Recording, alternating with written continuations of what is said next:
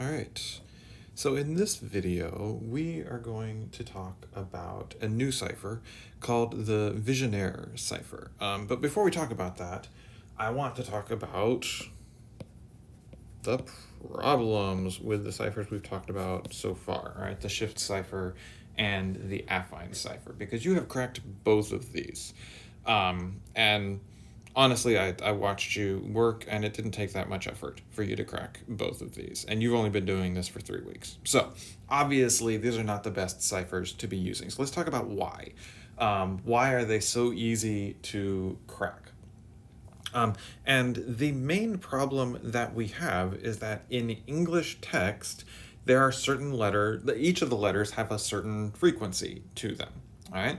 For instance, E shows up the most, and things like Q and Z show up the least. So in English text, I mean, just what we are encrypting, they have a certain frequency to them. The problem, though, with these ciphers is that the frequency of the plain text gets transferred into the frequency of the ciphertext. So if there are certain letters that have a high frequency in the plain text, just because it's a natural language, the English language, then there are going to be certain letters with a high frequency in the ciphertext as well. And the same thing with low frequency and relative frequency, a second highest frequency, that type of stuff. And so what that means is it's going to be pretty easy to try and guess, oh, hey, this letter is being decrypted into Z, and this letter gets decrypted into E, and back and forth like that. And using that, you can figure out what the keys are without a ton of work. So the frequency is being preserved as the text is being encrypted. What we would like is that the frequency of the letters in the ciphertext does not match up with the frequency of the letters in the plain text. It'd be great if the frequency of the letters was pretty equally distributed in the ciphertext. All the letters showed up with fairly equal frequency.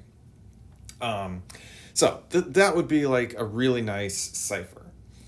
So, one thing to think about is why? Why is this frequency being preserved?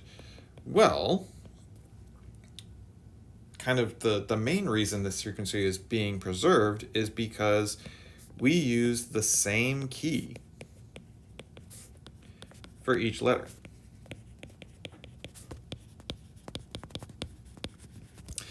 So for every single letter that we're encrypting, we're using the exact same key. And so as the letters show up frequently, that same key is going to always encrypt E to the same letter. So what if, instead of always using the same key, we decided to use a different key for every single letter that we encrypted? What if we changed the key as we moved along? And this gets us to what's called the Vigenere cipher. All right, named after a guy named Vigenere, French cryptographer. So let's start off with what the key is for a Vigenere cipher. All right, it's not going to be numbers like we've been working with. It's actually going to be a keyword. All right, it doesn't have to be a long keyword. Right, any keyword's going to do. The example we're going to do in a few minutes, the keyword is pizza. All right, so it doesn't have to be incredibly complicated, but just a keyword that can be very easily shared between you and the receiver. One thing to note is that some keywords are going to be better than others, but we will discuss that a little later on. And we are going to use this keyword to be able to change the key that we are encrypting with each time. All right, so the Vigenere cipher is actually nothing more than a shift cipher on top of a shift cipher. So we already know what this cipher is. We know how to do the encrypting. What we're going to do is it's going to be a shift cipher where the key changes every single time. All right, and so really the best way to describe this is to look at an example, just like most things. So let's say that our plain text is lunch at noon. Okay, so easy enough, no spaces, just like always. And our keyword is going to be, has to use the same alphabet. It's going to be pizza. Okay, easy to remember all this stuff, easy to transfer. Okay, so what are we going to do? What we're going to do is we are going to first write out the plain text. All right, I'm not adding spaces. I am just trying to kind of space the letters out for a reason that'll make sense in a sec. And then on top of the plain text, I'm going to write pizza over and over and over again. All right, until I run out of letters. So on top of the L, I write a P. On top of the U, I write an I.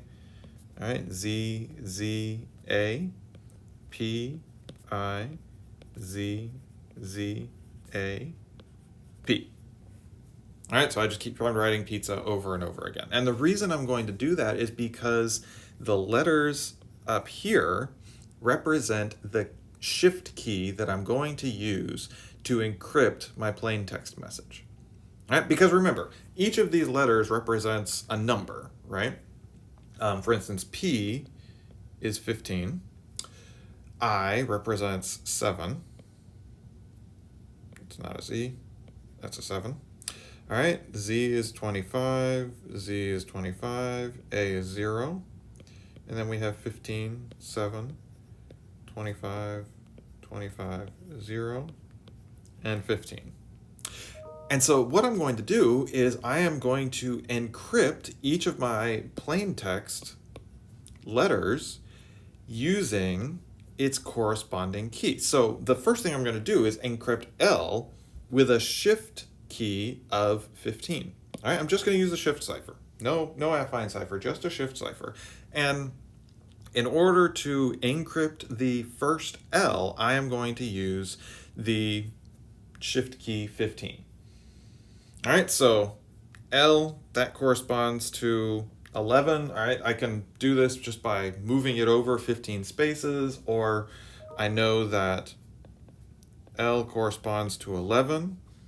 All right, 11 plus 15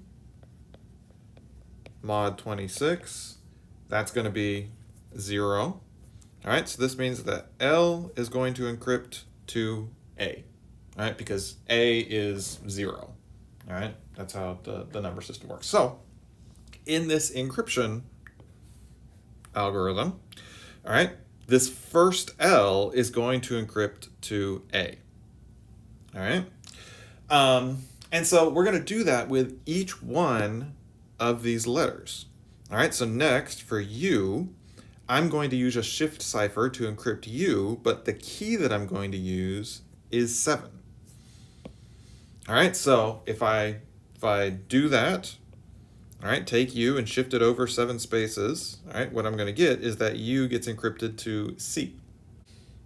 All right, so what I want you to do is to go through and finish this. I want you to finish decrypting or encrypting this message to see what it's going to be.